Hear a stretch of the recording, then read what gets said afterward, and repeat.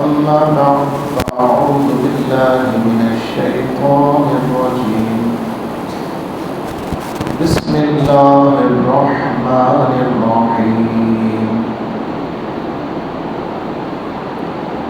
كنتم خير أمة أخرجت للناس تأمرون بالمعروف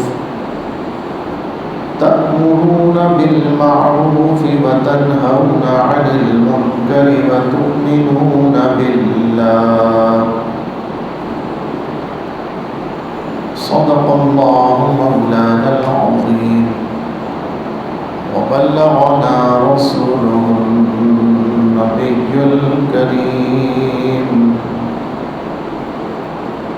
وعلى آله وأهل بيته وأصحابه وذرياته وأولياء أمته وعلماء ملته وفقراء طريقته وشهداء محبته أجمعين. هو الحبيب الذي ترجى شفاعته لكل هول من الأهوال مقتحم. يا رب بالمصطفى بلغ مقاصدنا واغفر لنا ما مضى يا واسع الكرم. يا رب صل وسلم دائما ابدا على حبيبك خير الخلق كلهم. غوث اعظم بمن بسر سما مدد قبلہ دی مدد کعبہ مدد انتظار کرم تست من عینی را. اے خدا جو خدا مین خدا دا مدد.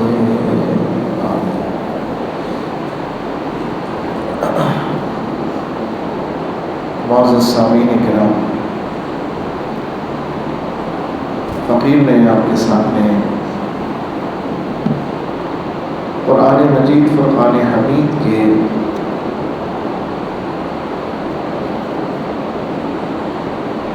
چوتھے پارے میں سے تیسری سورہ مبارکہ سورہ آل عمران کی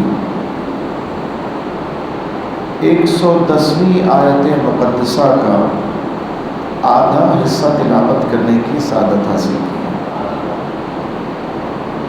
دعا فرمائے اللہ تبارک و تعالی مجھے اپنے پیارے محبوب کریم علیہ افضل الصلاۃ والتسلیم کے صدقے اور طفیل حق بیان کرنے کی توفیق عطا فرمائے، اور ہم سب مسلمانوں کو اللہ تبارک و تعالی حق سن کر اسے قبول کرنے اور اس پر عمل کرنے کی توفیق عطا فرمائے.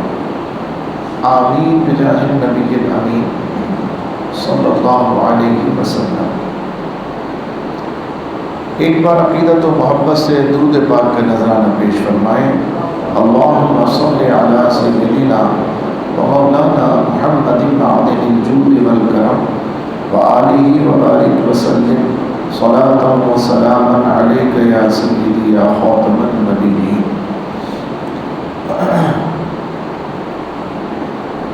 چونکہ یہ مہینہ ماہ ربیع الثانی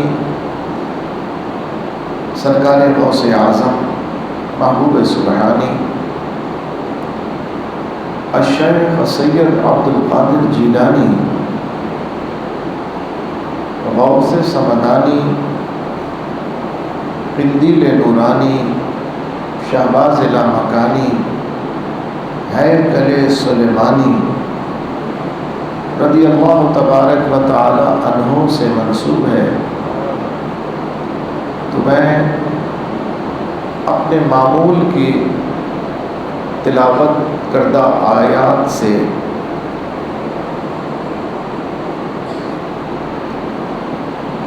برکت لیتے ہوئے میں نے یہ آیت کا انتخاب کیا اور اس کا مفہوم بھی انہی آیات سے جڑا ہوا ہے جو آیات میں 28ویں پارے میں سے سورہ صف کی 2 آیات تلاوت کرتا ہوں۔ یہ مضمون اسی مضمون سے پیوستہ ہے اور یوں کہہ لیجئے کہ اس مضمون کی ایک مزید وضاحت قرآن کریم میں اللہ تبارک و تعالی نے ان آیات کے بیان میں فرمائی ہے۔ وہ مضمون آپ کے علم میں ہے اور یقیناً آپ اتنے عرصے سے سن رہے ہیں تو رہنا چاہیے، اور بدنصیبی ہوگی کہ اگر اتنا سن کر بھی کوئی اسے غفلت سے بھلا دے تو اس کی بدنصیبی اللہ تعالیٰ اسے ہدایت نصیب فرمائے اور ہمیں اللہ تعالیٰ قدر کرنے کی توفیق عطا فرمائے کہ یہ کتنا اچھا، بابرکت اور نعمتوں بھرا موقع ہوتا ہے کہ اللہ تبارک و تعالیٰ ہمیں قرآن سمجھنے کی توفیق عطا کرتا ہے۔ یہ خوش نصیبی ہے کہ ہم اپنے انتہائی مصروف شیڈول کے باوجود کم از کم ہفتے میں 1 دن ہی صحیح مگر اس عظیم الشان کلام کی تفہیم کے لیے، اس کو سمجھنے کے لیے ہم سب جمع ہوتے ہیں اور مل کر قرآن فہمی کی کوشش کرتے ہیں۔ یہ بھی بڑا غنیمت ہے اور اس پر ہم اللہ کا شکر ادا کرتے ہیں۔ اب جو میں نے تلاوت کیا سنیے، پہلے میں ان آیات کا ترجمہ برسبیل تذکرہ کر دیتا ہوں کہ جو آیات میں مسلسل تلاوت کرتا ہوں اور انہی کا ایک مضمون مسلسل بیان ہو رہا ہے۔ اللہ تبارک و تعالیٰ نے ارشاد فرمایا، کافر یہ چاہتے ہیں کہ اللہ کے نور کو اپنے منہ سے بجھا دیں، مگر اللہ اپنے نور کو پورا فرمائے گا چاہے کافروں کو کتنا ہی برا لگے۔ وہی ہے جس نے اپنے رسول کو بھیجا دین حق اور ہدایت کے ساتھ تاکہ یہ رسول اللہ کے دین کو تمام ادیان باطلہ پر غالب فرما دیں، یعنی اللہ کے دین کو تخت پر لے آئیں چاہے مشرکوں کو کتنا ہی برا لگے۔ یہ ان آیات کا ترجمہ خلاصتاً میں نے روانی کے ساتھ آپ کے سامنے بیان کر دیا۔ ان آیات میں اللہ تعالیٰ اپنے محبوب علیہ السلام کے واسطے، ان کے ذریعے اپنے دین کی سربلندی کا بیان فرما رہا ہے، اپنے دین کو سربلند کرنے کا ارشاد فرما رہا ہے کہ محبوب کی بعثت، محبوب کی ولادت، محبوب کا میلاد اور محبوب کی اس دنیا میں آمد اس لیے ہے کہ وہ سارے نبیوں کے اختتام پر تشریف لا رہے ہیں، اور اب کوئی نبی نہیں آئے گا، اب کوئی دین نہیں آئے گا، اب کوئی کتاب نہیں آئے گی، اب کوئی نئی شریعت نہیں آئے گی۔ تو اب جو محبوب لے کر آ رہے ہیں، محبوب بھی آخری ہیں، کتاب بھی آخری ہے، شریعت بھی آخری ہے، امت بھی آخری ہے، نظام بھی اب یہی ہے، اور یہ جامع ترین نظام ہے۔ جس طرح محبوب سارے نبیوں میں جامع ترین نبی ہیں، افضل نبی ہیں، مکمل نبی ہیں، اس طرح سے کہ گویا جس نے بھی جو فیض پایا ہے وہ اسی محبوب کے ذریعے پایا ہے۔ اب یہ فیض کا منبع، فیض کا ذریعہ، فیض کا سورس، فیض کا اصل جو یوں کہیے ذریعہ ہے، اللہ نے اسی کو اس دنیا میں مبعوث فرما دیا۔ تو گویا اب اصل نبی تشریف لے کر آ گئے ہیں یعنی اصل سے مراد سارے نبی اصل ہیں، مگر یہ وہ نبی ہیں جن سے فیض پا کے سارے نبی بنے، تو اصلی فیض یافتہ یا فیض بانٹنے والا نبی اب جلوہ گر ہو گیا ہے۔ تو انشاءاللہ اب نہ کسی نبی کی ضرورت ہے، اب نہ شریعت کی ضرورت ہے اب نہ نئی کتاب کی ضرورت ہے، اور اسی طرح نئی امت کی بھی کوئی ضرورت نہیں ہے۔ یہی امت آخری قرار پائی، یہی کتاب آخری قرار پائی، یہی شریعت آخری قرار پائی، اور یہی نبی آخری نبی قرار پائے ہیں۔ سبحان اللہ۔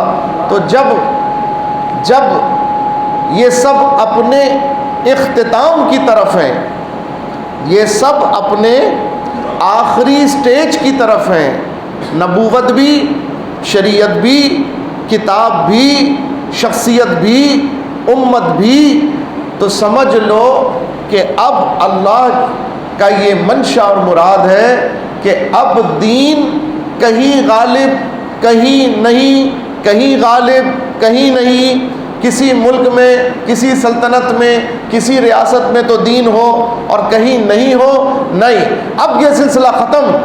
اب رب کی منشا مراد یہ ہے کہ آخری نبی، آخری امت، آخری کتاب، آخری شریعت جب آ گئی تو اب دین بھی تخت پر پوری دنیا کے آ جائے گا۔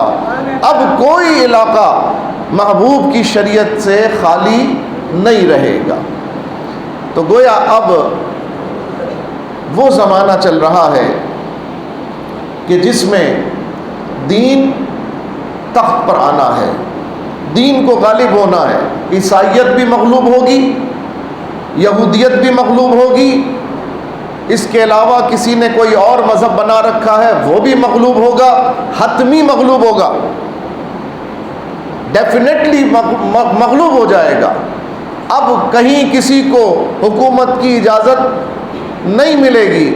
یہ وہ دور آ گیا ہے کہ اب آہستہ آہستہ اسلام غلبہ پاتا چلا جائے گا، اور پھر انشاءاللہ اس کا نقطۂ اختتام اس وقت ہوگا، یعنی اس وقت اس کا مکمل اتمام ہوگا، تکمیل ہوگی، جب سیدنا امام محمد مہدی رضی اللہ تبارک و تعالی عنہ تشریف لائیں گے۔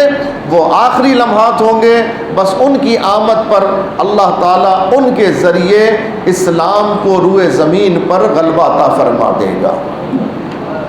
یہ ایک ہسٹری ہے، میں نے آپ کو اس کا یوں کہ یہ مختصر اس کی تاریخ کے اوپر آپ کی توجہ دلائی ہے کہ کس طرح سے اسلام شروع ہوا۔ سیدنا آدم علی نبینا و علیہ السلام سے اسلام شروع ہوا، اور یہ بشریت کی بات کر رہا ہوں، بشریت کے لیے اسلام سیدنا آدم علیہ السلام سے شروع ہوا۔ فرشتے بھی پہلے سے موجود تھے، جنات بھی پہلے سے موجود تھے۔ بشریت کا آغاز سیدنا آدم علی نبینا و علیہ السلام سے ہوا۔ اسلام شریعت کے اعتبار سے وہ سیدنا آدم علیہ السلام سے شروع ہوئی، اسلام کا آغاز ہوا، اور اب اختتام حضور علیہ السلام کے دور مبارک میں ہوگا۔ تکمیل ہو چکی دین کی، الیوم اکملت لکم دینکم، اللہ نے فرمایا ہم نے آج تمہارے لیے تمہارا دین مکمل فرما دیا۔ یہ خطبہ حجۃ الوداع کے موقع پر حضور علیہ السلام پر قرآن کی یہ آیت نازل ہوئی، دین مکمل ہو گیا۔ اب دین کی تکمیل، دین بھی گریجولی چل رہا تھا، ہر دور کے لحاظ سے اس میں اپڈیٹ ہوتا تھا، نیا ورژن آتا تھا، اور نیا ورژن زبور شریف آئی، تو اس کے بعد توریت آئی، توریت کے بعد انجیل آئی، اور انجیل کے بعد قرآن کریم آئی۔ یہ کتابوں کے بھی ورژن آ رہے تھے ہر دور کے لحاظ سے۔ کتاب کے بعد کتاب کا آنا یہ اس بات کی علامت ہے کہ ابھی کتاب مکمل نہیں ہوئی، بلکہ ابھی جتنا ضرورت ہے اس لحاظ سے اپڈیٹ ہو کر آ گئی ہے۔ جتنی ریکوائرمنٹ ہے اس لحاظ سے اپڈیٹ ہو گئی ہے، لیکن اب اس کی مثال یوں سمجھ لیں آپ کہ اگر 100 سال پہلے کے فقہا کی کتاب اٹھا کے دیکھیں گے، 100 سال پہلے کے فقہا کی کتاب اٹھا کر دیکھیں تو اس میں حج اور عمرے کے مسائل میں گھوڑے کی سواری، اونٹ کی سواری کے مسائل لکھے ہوئے ہیں، لیکن اگر آج کے فقہا کی کتاب اٹھا کے دیکھیں گے تو اس میں کون سے مسائل لکھے؟ جہاز کی سواری کے، ہوائی جہاز کے۔ کشتی تو اس زمانے میں بھی تھی، تو کشتی اور جہاز کے مسائل تو سیم ہیں، پانی کے جہاز کے، پانی کی کشتی کے مسائل تو اس زمانے میں بھی تھے، لیکن ہوائی جہاز نہیں تھا آج سے 100 سال پہلے۔ چونکہ ہوائی جہاز کے مسائل نہیں تھے، ریل گاڑی کے مسائل نہیں تھے، مگر ہوائی جہاز کا سفر تو سب سے ہی یوں کہیے کہ ایک نئی ایجاد تھی۔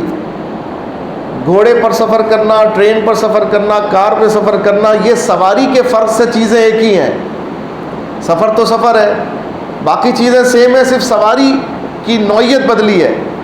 گھوڑے کی جگہ ہارس پاور والی گاڑی آ گئی، ہارس نہیں رہا، ہارس پاور والی گاڑی آ گئی۔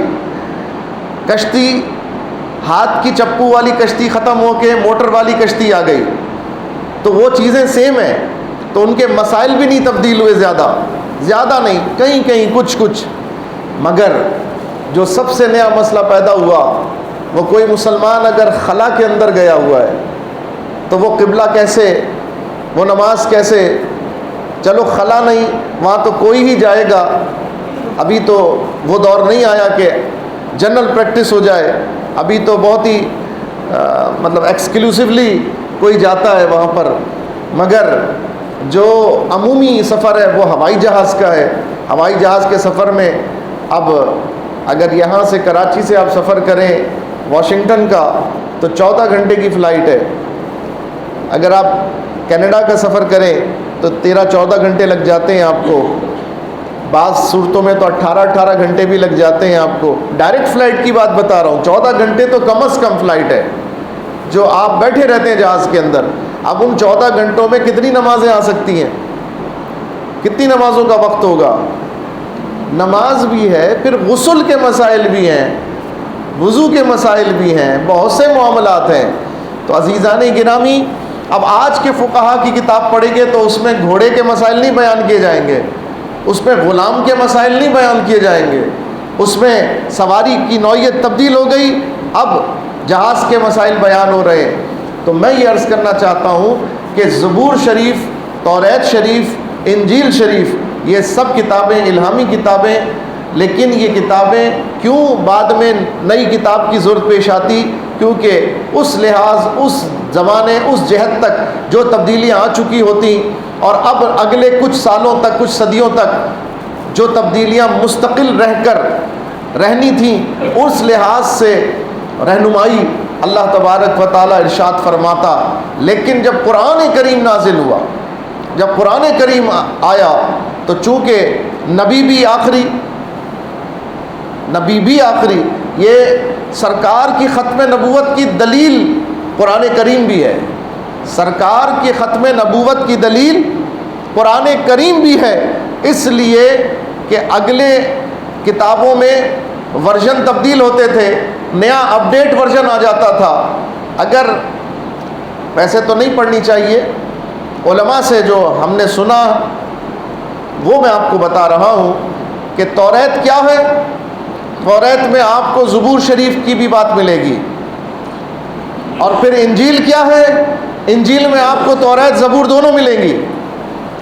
انجیل میں عہد نامہ قدیم، عہد نامہ جدید، یہ کیا ہے؟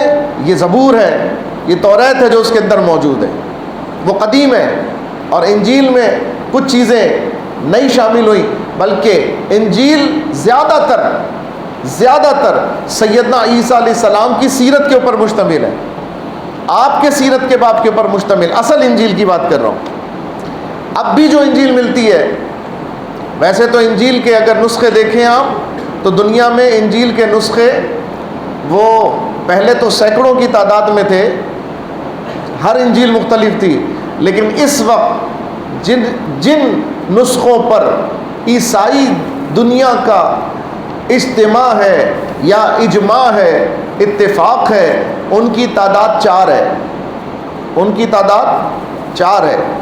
یہ 4 نسخے ملتے ہیں، جس میں حیرت کی بات یہ ہے کہ نسخہ کہلاتا اللہ کا ہے، مگر اس نسخے پر مصنف کا نام لکھا ہوا ہے. یہ 4 حضرت عیسیٰ علیہ السلام کے حواری تھے، صحابی تھے، ان کے ساتھ رہتے تھے. ان 4 کے نام سے انجیل منسوب ہے.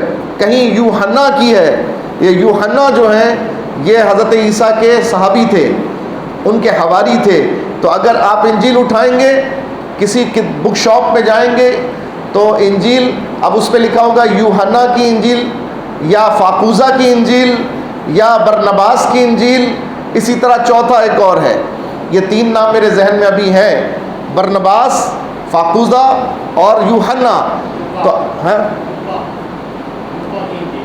اچھا، تو اب یہ 4 انجیلیں موجود ہیں. آپ ان کے پاس خریدنے کے لیے جائیں بک شاپ کے اوپر تو وہ آپ سے پوچھے گا کون سی انجیل چاہیے آپ کو، فلاں کی چاہیے، فلاں کی چاہیے، فلاں کی چاہیے، فلاں کی. اس کا مطلب ہے کہ انجیل میں بھی لوگوں کے اپنے انداز اور ٹائٹل لگے ہوئے ہیں. یہی اس بات کی دلیل ہے کہ اس وقت جو موجودہ انجیل ہے وہ نہیں ہے جو اللہ نے نازل فرمائی، ورنہ اس کے اندر کوئی آپ کو فرق نہیں ملتا. اب آپ انجیل میں تو فرق دیکھ چکے، لیکن اسی کتب خانے کے اندر اگر آپ کہیں کہ مجھے قرآن چاہیے، اگر مجھے قرآن کا نسخہ چاہیے، تو آپ سے یہ نہیں پوچھا جائے گا کہ آپ کو کس کا نسخہ چاہیے، کس صحابی کا نسخہ چاہیے. آپ سے پوچھا جائے گا، ہاں یہ پوچھا جا سکتا ہے کہ ترجمے والا چاہیے یا بغیر ترجمے والا چاہیے. اگر آپ کہیں مجھے ترجمے والا نہیں درکار، تو وہ بندہ جا کر صرف اس کی پرنٹنگ کے جو میٹر، جو خوبصورتی کے ڈیفرنٹ ہوں گے، وہ لا کے رکھ دے گا. کانٹیکسٹ میں اس کا جو کنٹینٹ ہے، اس کے جو مندرجات ہیں، متن ہے جو اس کے اندر لکھا ہوا ہے، اس میں کوئی فرق نہیں ہے، وہ لا کے رکھ دے گا. تو ہو سکتا ہے کوئی سوچ کر کوئی غیر یہ کہے، پوچھے کیا اس میں بھی ڈیفرنٹ ہے، فلاں کا قرآن، فلاں کا قرآن، فلاں کا قرآن. وہ کہے گا نہیں، مسئلہ اس کے ان کے کنٹینٹ کا نہیں ہے، اس کے مندرجات کا نہیں ہے. یہ صرف پبلشنگ اور پرنٹنگ کی خوبصورتی اور کمپنی کا فرق ہے کہ اس کمپنی نے چھاپا ہے، میں تاج کمپنی کا لے کر آؤں، قدرت اللہ کمپنی کا لے کر آؤں کہ فلاں کمپنی کا لے کر آؤں. یہ صرف پرنٹنگ کی کمپنی کا فرق ہے. لیکن چاہے قدرت اللہ کا قرآن لے لو چھپا ہوا، چاہے تاج کمپنی کا چھپا ہوا قرآن لے لو، چاہے مکتبہ رضویہ کا چھپا ہوا قرآن کریم لے لو، تمہیں عربی کے متن میں ایک زیر اور زبر کا بھی فرق نظر نہیں آئے گا. یہ سب کا سب ایک ہے. تو اگر صرف مکتبے میں جا کر انجیل اور قرآن سے سچی کتاب کا فرق سمجھنا چاہیں تو ایک مکتبے سے بھی ہمیں سچائی کا ادراک ہو سکتا ہے، ایک مکتبے سے بھی ہمیں حقیقت کا ادراک ہو سکتا ہے. تو میں اصل بات جو کہنا چاہتا تھا آج کے اس مضمون کے اعتبار سے کہ قرآن کریم ہمیں جو ہدایت اور پیغام دے رہا ہے، یہ دین کو غلبہ کرنے کے لیے، سرکار کریم علیہ الصلاۃ والسلام کے دین کو غالب کرنے کے لیے اس قرآن نے ہمیں ہدایت عطا فرمائی. جب اس پیغام کو جب سمجھا گیا کہ قرآن امت مصطفیٰ سے کیا تقاضا کر رہا ہے، جب اس قرآن کو سمجھا گیا، جب اس پیغام کو سمجھا گیا، اور جب اس پیغام کو سمجھ کر اس پر عمل کی کوشش کی گئی، ہر اس دور میں اللہ نے دین کو غلبہ عطا فرمایا. میری بات کو توجہ سے سنیے. یہ دین غالب ہونے کے لیے آیا ہے. اس دین کو اللہ کے آخری نبی صلی اللہ علیہ وسلم لے کر آئے، اور یہ بات ہمیں اللہ کی آخری کتاب سے پتہ چلی. ٹھیک، یہ دین غالب ہونے کے لیے آیا. اب سب سے پہلا غلبہ تو خود حضور کی ذات سے اللہ نے عطا فرمایا کہ جب عالم کفر پہ ہر طرف ظلم و ستم کا نظام رائج تھا۔ بھائی مکہ کی اگر آبادی دیکھ لو، مدینہ شریف کی آبادی دیکھ لو، حجاز مقدس جہاں سرکار جلوہ گر ہوئے صلی اللہ علیہ وسلم، تو کیا تھا وہاں پر؟ جہالت کا نظام، کفر کا نظام، ظلم کا نظام، حتیٰ کہ ایسا بھی نظام تھا کہ باپ کے انتقال کے بعد ماں سے ہی شادی کر لی جائے، باپ کے مرنے کے بعد۔ آپ یہ مت سمجھیں کہ میں کسی بری بات کو بڑا غلو کر کے بہت برا آپ کے سامنے بیان کر رہا ہوں، ایسا نہیں ہے، یہ وہاں عموم تھا، بہن بھائیوں سے شادی کرنا عموم تھا۔ ہم تو صرف ایک ہی بات پڑھتے نا، بچی کو زندہ درگور کر دینا، او بھائی یہ بات تو اپنی جگہ تھی، لیکن اخلاقی وہ ظلم تھا، اور اخلاقی جہالت کا یہ عالم تھا کہ اپنی سگی بہن سے شادی کرنا، اپنی ماں سے شادی کرنا، بیوہ ماں سے شادی کرنا، اور اسی طرح کے بہت سے اخلاقی ان کے اندر جہالتیں شامل تھیں۔ مگر میں آپ کی توجہ یہ بھی دلانا چاہوں گا کہ اگلی امتوں 1400 سال پہلے کہہ کر ہم دل کو ٹھنڈا کر لیتے ہیں، وہ بڑے خبیث تھے، وہ بڑے یوں تھے، وہ بڑے ایسے تھے ویسے تھے، لیکن کیا آج کے دور میں اس سے بڑھ کر برائیاں نہیں ہیں؟ آج کے دور میں آپ ایک موازنہ کبھی کیجئے گا گھر میں بیٹھ کر کہ حضور علیہ السلام کی بعثت مبارکہ سے پہلے مکے کے والوں کا کیا حال تھا، مدینہ شریف والوں کا حال کیا تھا، عرب کے لوگوں کی جہالتوں کا عالم کیا تھا۔ جہالتوں کی بات کر رہا ہوں، ذرا ایک اس کے نا پوائنٹس لکھ لیں، یہ کرتے تھے، یہ کرتے تھے، یہ کرتے تھے، یہ، اور اس کے بعد ذرا آج کی برائیوں کو پوائنٹ آؤٹ کریں، ان کو لکھیں۔ تو میں آپ کو بڑے وثوق سے یہ بات کہتا ہوں کہ آپ حیران ہو جائیں گے، جب آج کے دور کی برائیاں نکالیں گے تو آپ کو اس دور کی برائیاں شاید کم نظر آئیں، آج کے دور کی برائیاں زیادہ نظر آئیں گی۔ یہ عالم ہے زمانے کی جہالت اور برائیوں کا، اور بڑے دکھ سے کہتا ہوں کہ وہ معاشرہ جہالت کا معاشرہ تھا، وہ معاشرہ کفر کا معاشرہ تھا، وہ معاشرہ بت پرستی کا معاشرہ تھا، تو اس میں یہ برائیاں تھیں۔ مگر آج کے معاشرے میں جو برائیاں ہیں یہ صرف یہودیوں میں نہیں ہے، یہ صرف عیسائیوں میں نہیں ہے، یہ صرف ہندوؤں میں نہیں ہے، بلکہ آج کے معاشرے کی برائیاں مسلم کہلانے والے معاشروں میں بھی موجود ہیں۔ آج کے دور کی جو برائیاں ہیں جو اس دور سے بڑھ کر ہیں، وہ مسلم کہلانے والے معاشروں میں بھی موجود ہیں، اور شاید بعض صورتوں میں کافروں کے معاشروں سے زیادہ ہیں، بعض صورتوں میں کافروں کے معاشروں سے، ان کے گندگیوں سے بعض صورتوں میں زیادہ ہیں۔ تو عزیزان گرامی، یہ بہرحال ایک سوچنے کا مقام ہے۔ میں آپ کے سامنے یہ بھی عرض کرنا چاہتا ہوں، جب یہ دور تھا کہ ہر طرف کفر تھا، جہالت تھی، اور اخلاقی پستی کا عالم تھا، سرکار کریم علیہ السلام جلوہ گر ہوئے، اور اللہ نے اپنے محبوب کے ذریعے 23 سال کی مختصر مدت میں اللہ نے اپنے مبارک دین کو اپنے مبارک محبوب کے دست مبارک کے صدقے مدینہ شریف کے تخت کے اوپر بلند فرما دیا۔ صرف 23 سال کی مختصر سی مدت میں میرے آقا علیہ السلام نے ریاست مدینہ قائم کی کہ نہیں کی نا؟ حضور پہلے سربراہ مملکت بنے کہ نہیں بنے؟ حضور کا فرمان چلنا شروع ہوا کہ نہیں؟ مکہ بھی راجدھانی میرے آقا کی، مدینہ بھی راجدھانی میرے آقا کی، حجاز مقدس بھی راجدھانی میرے آقا مولا صلی اللہ علیہ وسلم، حتیٰ کہ میرے آقا علیہ السلام جب قبر انور میں تشریف لے جا رہے تھے تو سرکار علیہ السلام کی راجدھانی، ریاست اور آپ کا حکم پورے جزیرۃ العرب کے اوپر چل رہا تھا۔ یمن میں بھی آپ کی حکمرانی تھی، کویت، قطر، اور یہ جو ریاض کا علاقہ کہلاتا ہے، نجد کا علاقہ کہلاتا ہے، یہاں تک میرے آقا کا فرمان چل رہا تھا، یہاں تک میرے آقا کی فرما روانی تھی۔ سبحان اللہ سبحان اللہ، سرکار علیہ السلام گویا حجاز مقدس اور ملک عرب کے اوپر بلا شرکت غیر اللہ نے آپ کو سربراہی عطا فرمائی، آپ نے دین کو غالب بھی کر دیا، نظام مصطفیٰ نافذ بھی کر دیا۔ اب جو حکومت چل رہی ہے، اب جو حکومت میں فیصلے ہو رہے ہیں، وہ کیا کفر کے نظام کے تحت ہو رہے ہیں؟ ہرگز نہیں۔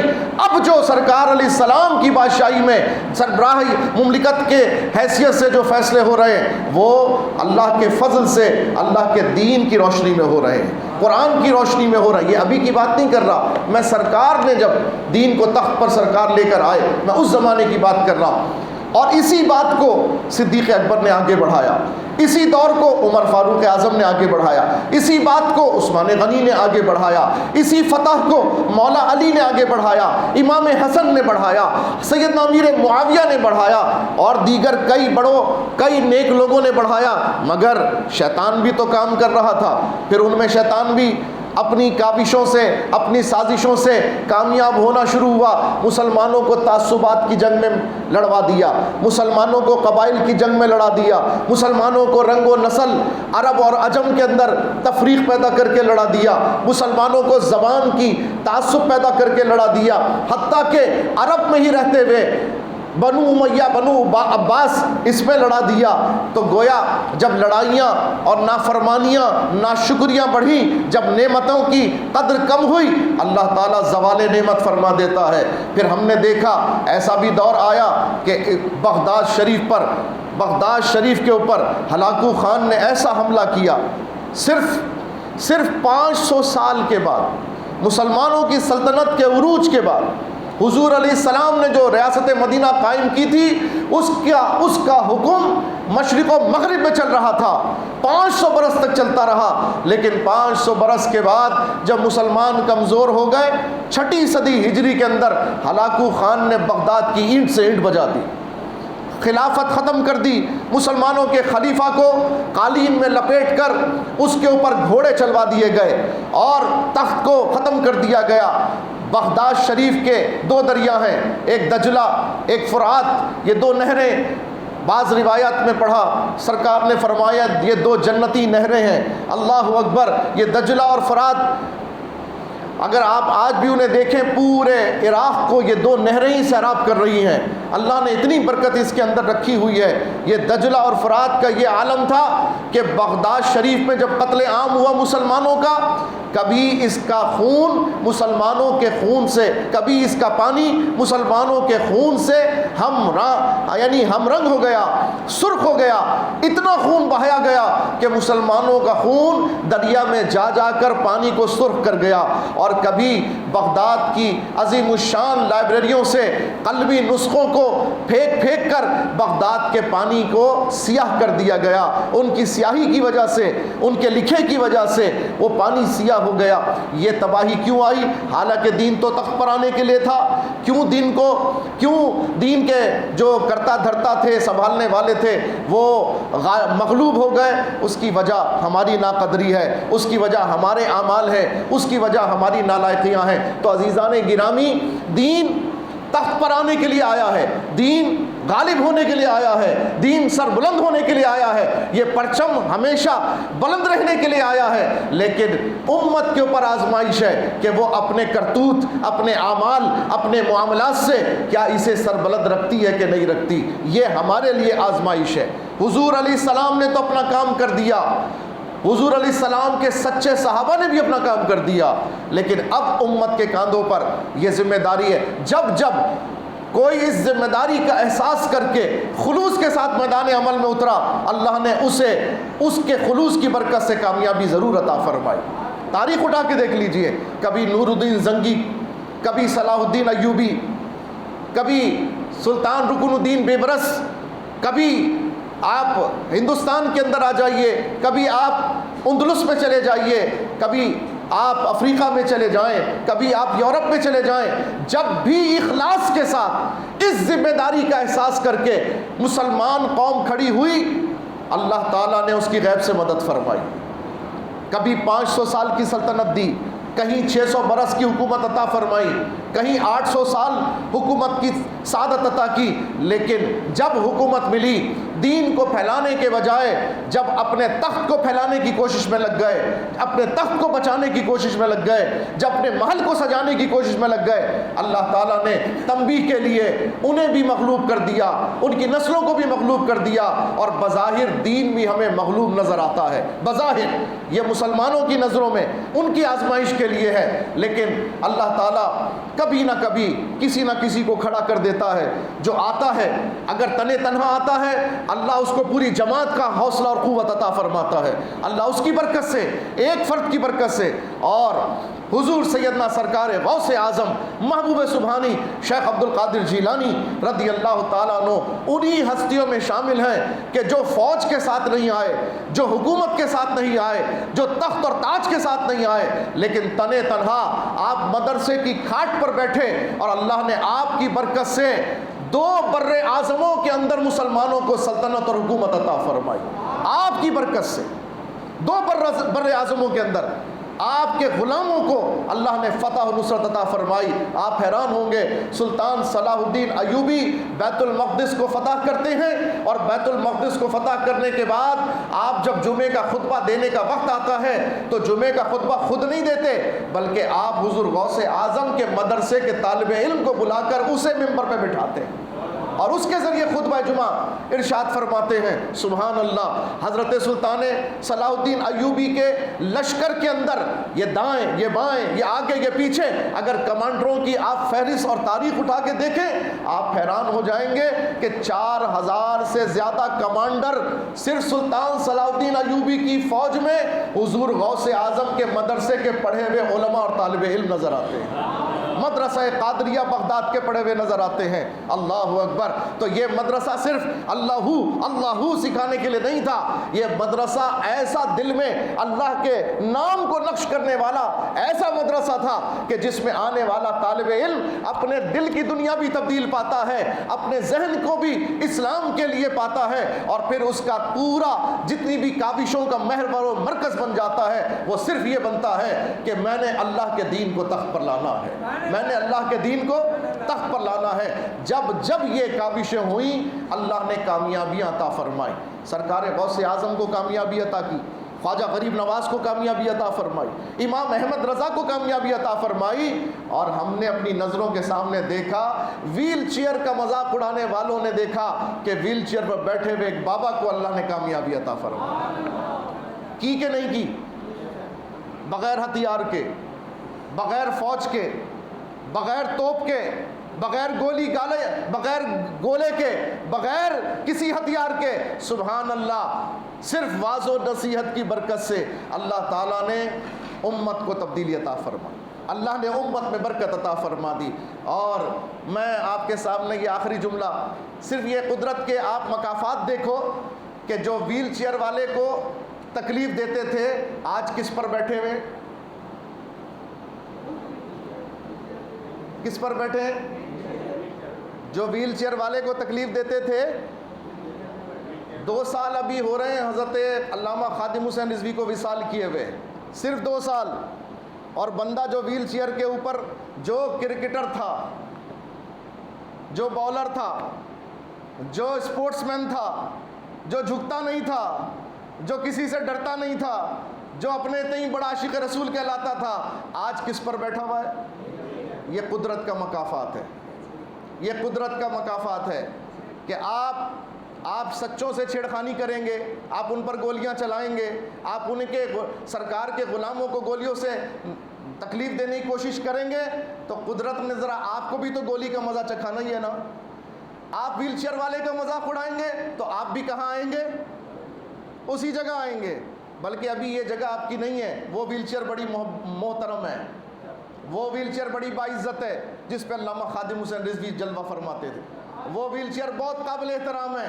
تمہاری ویل چیئر تو مظلومیت کا نشان ہے، اور علامہ خادم حسین کی ویل چیئر فتح کا نشان ہے، فتح و نصرت کا نشان ہے۔ الحمدللہ دیکھو ویل چیئر دونوں طرف ہیں، بیٹھنے والے بھی دونوں طرف ہیں، لیکن دونوں کی کیفیت اور مقام کا اندازہ لگاؤ، دونوں کی حیثیت کا اندازہ لگاؤ۔ سبحان اللہ، دین کسی کا قرض نہیں رکھتا، سبحان اللہ، یہ انہی کا قول تھا، وہ سچے ہو کر چلے گئے، اللہ آج ان کے قول کی سچائی دنیا پہ دکھا رہا ہے۔